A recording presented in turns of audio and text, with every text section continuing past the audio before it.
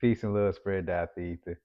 I want to share with y'all about a time when I saw not one but two spirits when I was 19. This was about the third or fourth time when I saw spirits, and I ain't never tell nobody about this. I'm being open about it now. But it's some friends that I have right now that y'all probably gonna know exactly what I'm talking about. I heard about these spirits, but didn't know I experienced it.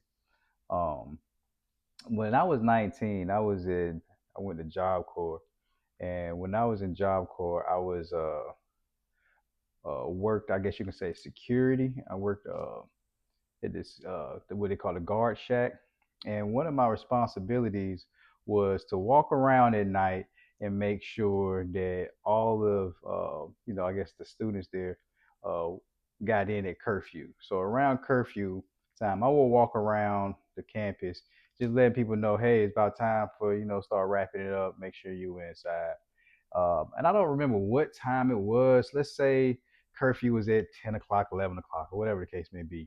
So if it's at 10 o'clock, let's say 10 o'clock, I will start walking around about 9:30 just to start getting people letting them know, hey, to start wrapping it up, right?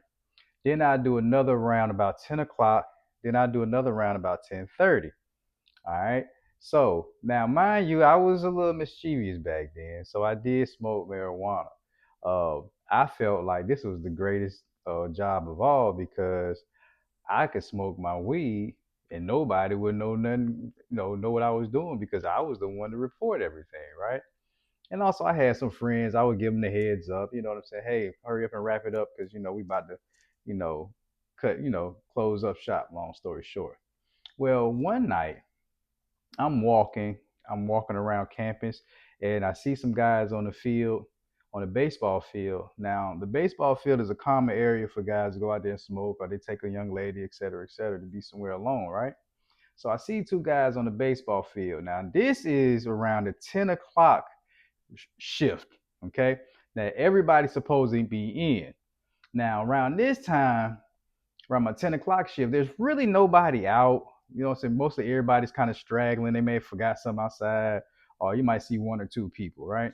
So at this point, nobody should be on the baseball field.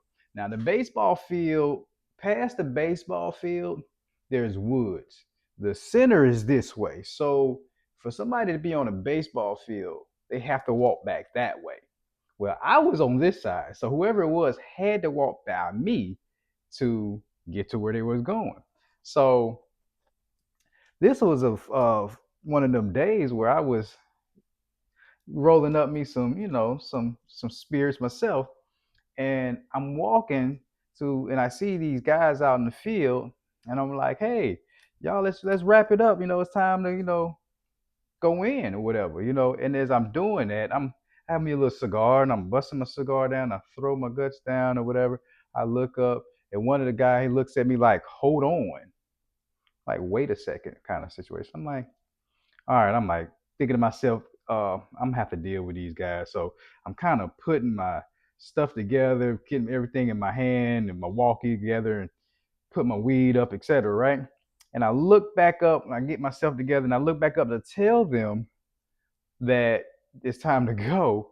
And for the life of me, these two people are gone. And I'm looking around and there's nothing but field and baseball field. And so that wasn't the cool thing. I was like, okay, I smoke a lot at this point. I'm like, oh man. So I went back to the guard shack, and a couple of days later, I didn't say nothing to nobody. I didn't say nothing.